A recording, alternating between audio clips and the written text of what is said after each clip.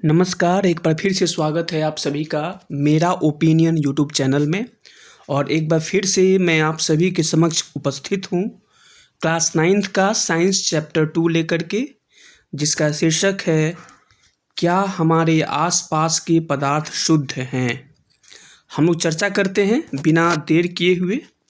सबसे पहले हमें इस चैप्टर में यह जानना है कि समान रासायनिक प्रकृति के पदार्थ जो एक ही प्रकार के कणों से बने होते हैं वे शुद्ध पदार्थ कहलाते हैं।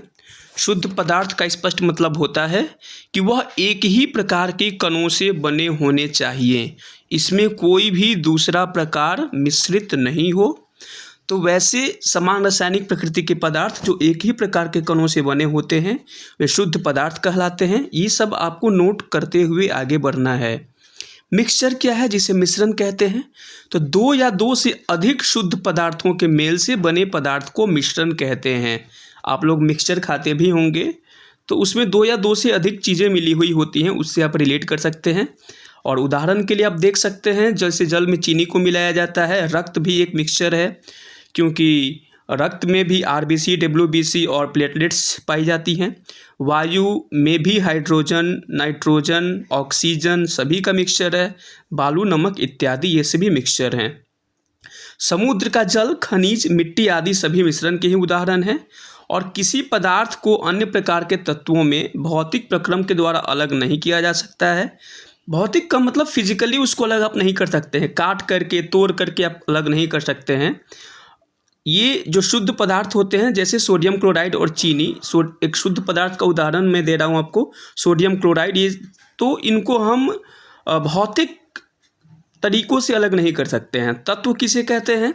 तो किसी पदार्थ का वह मूल रूप होता है जो एक ही प्रकार के रासायनिक प्रकृति के बने होते हैं और किसी भी भौतिक या रासायनिक प्रक्रम के द्वारा अलग नहीं किया जा सकता है, उसे तत्व कहलाता है। मतलब बिल्कुल ही प्योर है वो, उसमें और किसी चीज़ की मिलावट नहीं है। जैसे लोहा, ऑक्सीजन, सल्फर, लोहा लोहा ही रहेगा, ना काट सकते हैं ना तोड़ सकते हैं, और उसमें हमें और क्या अलग करना।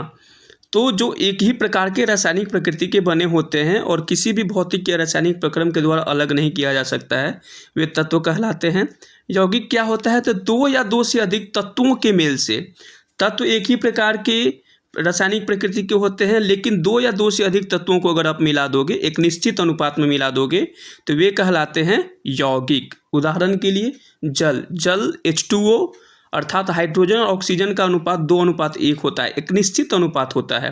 अर्थात तत्वों को निश्चित अनुपात में मिलाने से हमें यौगिक प्राप्त होता है। आई थिंक आपको यह क्लियर हो चुका होगा। समांगी मिश्रण क्या होता है?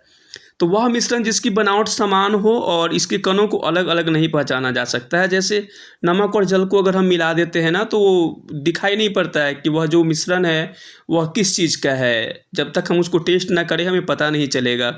तो वैसा मिश्रण जिसकी बनावट समान हो और इसके कणों को अलग अलग नहीं पहचाना जा सके, वे समांगी मिश्रण कहलाते हैं। और विसमांगी मिश्रण की अगर हम बात करते हैं तो वह मिश्रण जिसके अंश भौतिक रूप से अलग अलग होते हैं, हमें क्लियरली दिखाई देता है। जैसे लोहे के बुरादे और बालू का मिश्रण को अगर हम मिला देते हैं तो हम आसानी से पहचान पाएंगे कि यह लोहे के बुरादे हैं और ये बालू का मिश्रण है।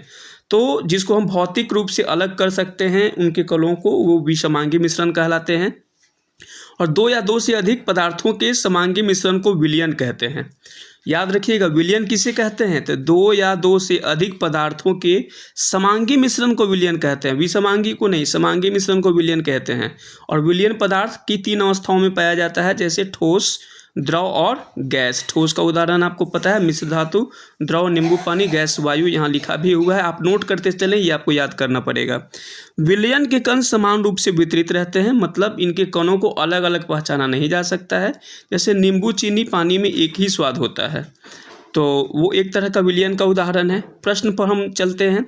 शुद्ध पदार्थ हम लोग आगे चर्चा करते हैं। इसके जो प्रश्न हैं, शुद्ध पदार्थ से आप क्या समझते हैं? तो वह पदार्थ जिसमें मौजूद सभी कण समान रासायनिक प्रकृति के हैं तथा एक ही प्रकार के कणों से मिलकर बना होता है, शुद्ध पदार्थ कहलाता है। समांगी और विसमांगी मिश्रण में अंतर। तो समांगी मिश्रण इसके संघटकों की बनावट समान होती है और विसमांगी मिश्रण इसके संघटकों की बनावट भौतिक दृष्टि से समान नहीं होती है, अलग होती है। समांगी मिश्रण इसके विभिन्न अवयवों के बीच स्पष्ट पृथक्करण सीमाएं नहीं होती हैं और विसमांगी मिश्रण इसके विभिन्न अवयवों के बीच पृथकन सीमाएं होती हैं, मतलब विषमांगी को आप पृथक कर सकते हैं, समांगी को नहीं कर सकते हैं। उदाहरण समांगी का हो जाएगा शक्कर या चीनी का विलयन, और विषमांगी का हो जाएगा सोडियम क्लोराइड और लोहे का छीलन। उदाहरण के साथ समांगी और विषमांगी मिश्रणों में भी भेद, तो आप सभी को क्लियरली विलयन, निलंबन और ये हम लोग ऊपर चर्चा कर चुके हैं, तो उसमें फिर से बताने की आवश्यकता नहीं है, सो मैंने नहीं लिखा। विलयन, निलंबन और कोलाइड एक दूसरे से किस प्रकार से भिन्न हैं? विलयन क्या होता है? दो या दो से अधिक समांगी मिश्रण से बनता है। इसके कणों में समांगिकता होती है। इसके कण इतने सूक्ष्म होते हैं कि आँखों से नहीं देखे जा सकते हैं। विलयन में प्रकाश का मार्ग दिखाई नहीं देता है, और छानने की विधि द्वारा विलेय के कणों को पृथक नहीं किया जा सकता है, और यह स्थायी होता है। यह है विलयन, आपको याद करना पड़ेगा, बहुत इंपॉर्टेंट टॉपिक है यह। निलंबन क्या होता है? एक विसमांगी मिश्रण है निलंबन, और इसके कणों में समांगिकता नहीं होती है। इसके कण बड़े बड़े होते हैं, इन्हें आँखों से देखा जा सकता है, और इनके निलंबित कण प्रकाश के किरण को फैला देते हैं। जैसे बालू और पानी को मिला दीजिएगा तो बालू नीचे जाकर के बैठ जाएगा, तो यह एक निलंबन का उदाहरण होगा। फिर हम लोग चर्चा करते हैं, इन्हें छानने की विधि से अलग किया जा सकता है और ये अस्थायी होते हैं। कोलाइड क्या होता है? यह भी एक विषमांगी मिश्रण है, और इसके कणों में भी समांगिकता नहीं होती है। इनके आकार छोटा होने के कारण इन्हें आंखों से देखा नहीं जा सकता है। ये प्रकाश के मार्ग को दृष्टि बनाते हैं और टिंडल प्रभाव दिखाते हैं। ये छानने की विधि से इनके कणों को पृथक नहीं किया जा सकता, ये भी अस्थायी होते हैं। आपका चैप्टर समाप्त हुआ। मैं आशा करता हूँ कि आपको समझ आया होगा। आप सब इन सभी नोट्स को आप लिख लेंगे और याद करने की कोशिश करेंगे। आगे आपको और क्या परेशानी है कमेंट करेंगे, मैं उस चीज़ को लेकर के आप सभी के समक्ष उपस्थित हो जाऊंगा। अगर सच में आप निश्चित रूप से पढ़ाई करना चाहते हैं बिना किसी परेशानी के, तो आप इस चैनल से जुड़ सकते हैं। इस चैनल को सब्सक्राइब कर सकते हैं। Do subscribe the channel, share the videos, like the videos. Thank you.